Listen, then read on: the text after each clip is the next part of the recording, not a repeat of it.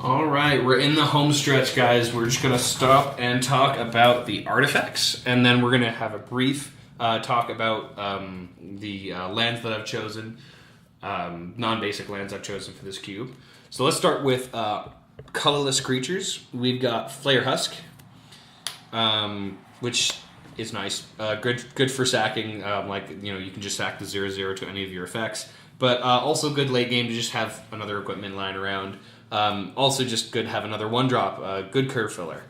Bonded Construct, really good in aggro decks. It's kind of just like a mini Mog Flunkies in that regard. Mercire, another thing that just creates a lot of tokens.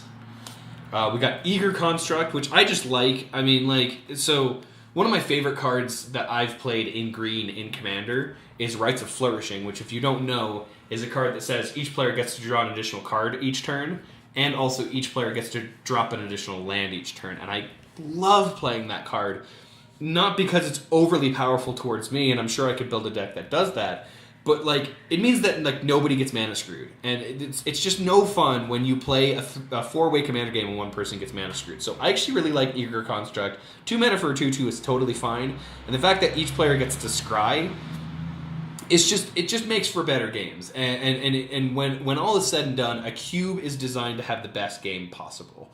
And so I really like having this as a curve filler. A lot of people end up running it, and it just has untold and unnoticed good benefit on the whole cube entirely, because people will just get to scry, and if they keep a 5-card hand and they get to throw down this Eager Construct, or their opponent does. It's just really, really great, and it just makes everybody a lot happier. So we also have a Rune Servitor, which is a very similar 2-mana 2/2. When it dies, each player gets to draw a card. We got a Perilous Myr, which is an excellent sack outlet if you can recur this. It's great. But yeah, Perilous Myr, way, way good. It's just a shock when it dies. It's fantastic. Cathodian, I haven't played with Cathodian yet, but I like this to sack something for free and to get some mana out of it. And also 3 mana for a 3/3 is great. Obviously this was made way back in the day when mana burn was a thing, so it was actually a downside that you got 3 mana, because if somebody blew it up at your end step and you couldn't use up the mana, you just got bolted for 3. But still, it's 3 mana for a 3/3. It's actually way good. Pilgrim's Eye is also really great. I want to get one that's actually common, but it's not a biggie. This just allows you to search for a basic, put it into your hand. It's still a 1/1 with flying, and so it's just kind of a useful card. A lot of these are just really useful utility things. This is one of the few artifacts that I feel actually goes into a specific archetype. I remember back in the day, or anybody who plays Gatecrash back in the day remembers that Armored Transport was such a great card for the Boros decks, because you could Battalion and one of your creatures just couldn't die. It couldn't take any damage. So I like this for that slot. We've got a Cogwork Librarian. I don't feel like I'm ever going to build a cube without a Cogwork Librarian. Just an excellent card to be able to spice things up. If nobody's ever seen it before, it's really cool. It just opens their eyes wide, and they're like, I can pick 2 cards? Like 2 really good cards? Yes, you can. With a good old Cogwork Librarian. Just recently picked up the foil, and I'm super happy I did. I want to get a ton of these in foil, but one for my pauper cube is good for now. We got Willforge Golem. I actually didn't have this until recently. I was rewatching a loading ready run video where they drafted a pauper cube, and Willforge Golem actually got there and did some good work. Convoke does work with obviously my Selesnya theme, but also being able to pay 4 mana for a 4/4 and tap 2 of your creatures, it's actually still pretty good. So I decided to put this in here.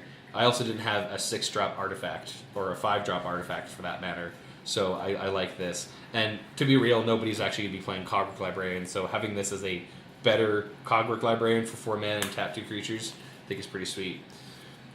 So we've got Accomplished Automaton, just a big fat dude that doesn't require any mana. Well, he requires 7, but no colors. I just felt like it would be nice to throw him in here. He does come with a little friend, as you can see. So yeah, just a good curve filler. We've got big beefy Ulamog's Crusher. I actually recently played this in a black, blue, and maybe some white control deck. And so this guy can see play in some control decks. There's really no way of cheating him out easy, but one thing that is nice is that a lot of the ramp decks can actually get there. So I can't wait to see this in a good old Gruul deck. Now on to the non-creatures. We've got a Lotus Petal that I was able to trade from a friend, and so it's just in here because it's just a good card. You're right. It's just it's a Lotus, right? So really great way to accelerate your mana out quicker. This is definitely a first pickable card. It seems quite boring to people who haven't played with things like Lotuses or Moxen, but man, really, really good stuff. We got a Renegade map, just a nice, easy way to get mana. Something that's interesting, I actually have all of the spell bombs in here, except for the black one, which I just need to acquire and then put it in here, but we've got Pyrite spell bomb, and I just kind of wanted all the spell bombs in here just to offer some flexibility, some things to do. I'm not really, like, thrilled about them, to be honest. I know that the black one would be good to exile, like, flashback spells and other things you can get back from your graveyard, but these aren't exactly, like, amazing, so I might be cutting these soon. If you want to post in the comment section some really good, cheap artifacts that are just good utility for everyone, I'd love to do that. Next, we have Darksteel Axe, and we have some equipments here. We've got Darksteel Axe, we've got Horned Kopesh, sorry, LSV's getting to me, Honed Kopesh, and a Bone Splitters, just some good equipments. I haven't seen them been drafted too much. Maybe I just need to get a cool Boros deck together and all the equipments and just show people how powerful things like Bone Splinters is. Or Bone Splitter. Bone Splinters is different. That was in black. Anyways, we got a Wayfarer's Bauble to get some lands. We've got a Sphere of Sun to fix you and ramp you just a little bit. A Darksteel Pendant to get you some card advantage. Another equipment in Kite Sail that allows you to give a creature flying and +1 power. This can really help getting in some damage, especially with your big fatties, so they don't get chumped. We got some vehicles here. We got a Sky Skiff.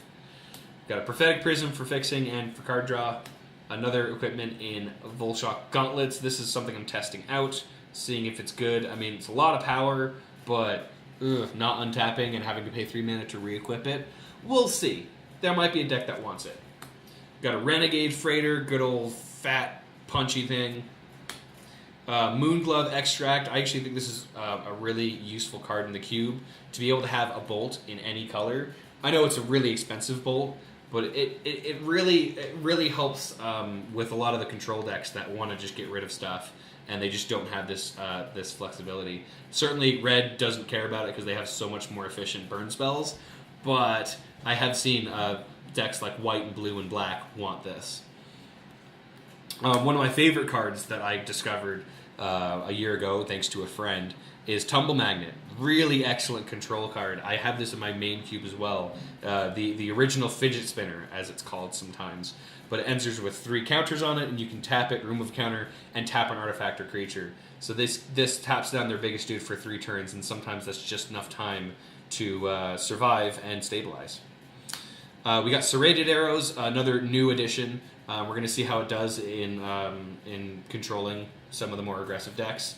We got Golem's Eye, just a nice simple get some mana, and then we got an Aradar Express. So those are all the artifacts and all the artifact creatures or colorless creatures. Now let's talk very, very briefly about the lands. We've got all of the Karus. So if you don't know what a Karu is, or you call them something different, these are bounce lands that tap for both the colors at the same time. You get to bounce a land, they come into play tapped.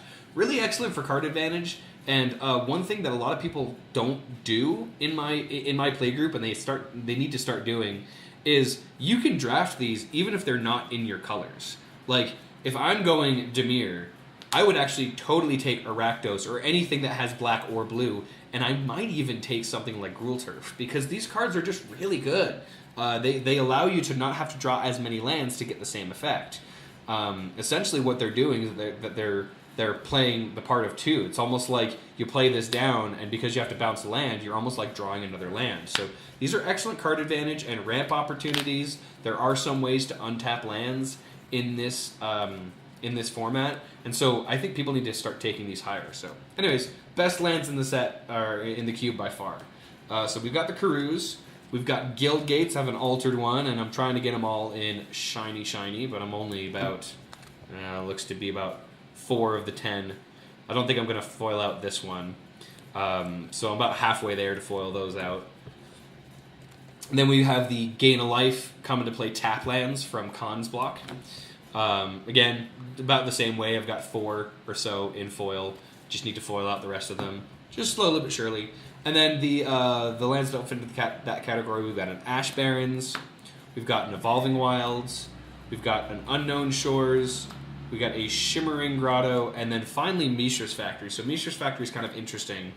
Even though it was always printed at uncommon and it's never been really printed at common, in Antiquities it was on the common sheet. So some guy did his research, apparently talked to Matt Tabak, and said, is it okay if I put this in my pauper cube? It's not pauper legal like the format pauper, the constructed format, but because it was printed on the common sheet, can this be counted as a common? And Matt Tabak said yes. So I'm taking that as a yes as well. And I'm putting Mishra's Factory. It's one of my favorite lands. Totally underrated. Basically, you're making a 2/2 and attacking. It's a Mutavault without the creature types, but also it blocks as a 3/3. So many people just don't see that. They just like swing in with my 2/2/2s, and you're just like pay 1, animate it, and then tap it. This one gets +1/+1. It's just really, really good. So I'm glad to have it in the cube. I haven't actually drafted with it yet. I'm so excited to do that. So anyways, thank you so much for watching me on this journey of going through my cube. Again, links in the description to all of to the deck list or to the cube list. It's going to change over time. I don't feel like I want to make videos like this every year, but I'll see if I can try to put up some update videos, either an update of all the new foils I'm getting or an update to maybe archetypes changing.